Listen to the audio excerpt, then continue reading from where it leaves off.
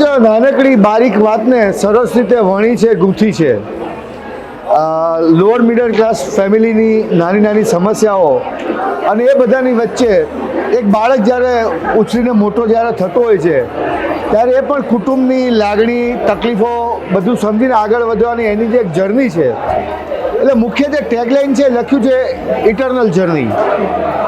એટલે બાહ્ય પ્રવાસ તો આપણે બધા કરતા જ હોઈએ છીએ, પણ અંદર એક આંતરિક પ્રવાસ પણ પેરેલલ ચાલતો હોય છે.